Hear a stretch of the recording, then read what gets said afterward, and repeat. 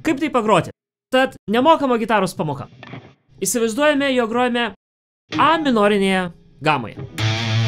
Ta pačią A randu per oktavą aukščiau. Štai čia, 4 stygoje, 7 skirsnyje. Jeigu minorinė gama, tad grosiu ir minorinį akordą.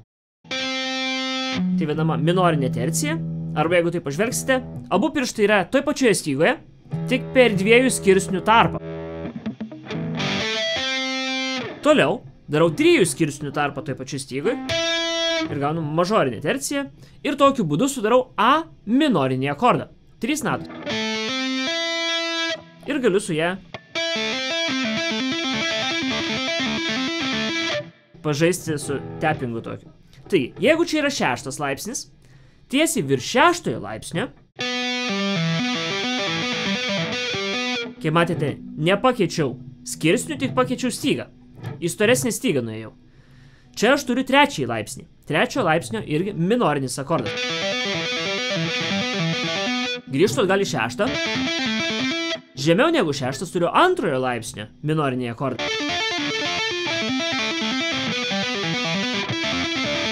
Kaip matote, turiu tą pačią pirštų seką, tos pačius atstumus tarp skirsnių ir keičiu tik tai stygą. 6 laipsnis 4 stygoj, 2 laipsnis 3 stygoj, o 3 laipsnis 5 stygoj. Ir taip galiu tarp tų stygų vaikščioti, nekeisdamas formos ir labai lengva gauti tokią sekvenciją tappingo.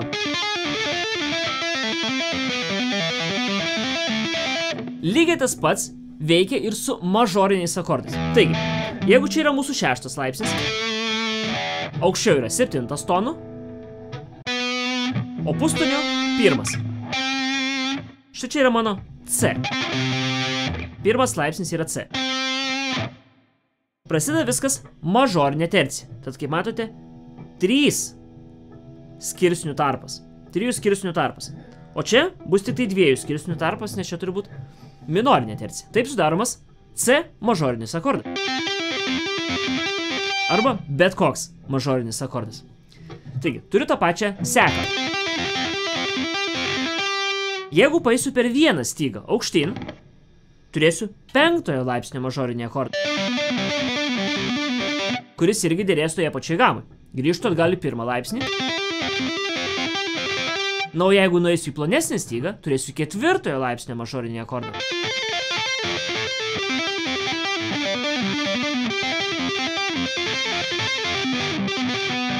Kaip matote, visi tie akordai dera. Ir viskas dera vienoje ir toje pačioje gamoje. Tad jeigu, pavyzdžiui, grojate A minoriniai gamai, tokias sekvencijas, tokias tappingus galite panaudoti. Lygiai tą patį galite daryti bet kurioje kitoje gamai.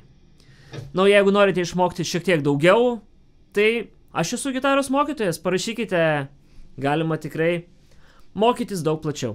Ate.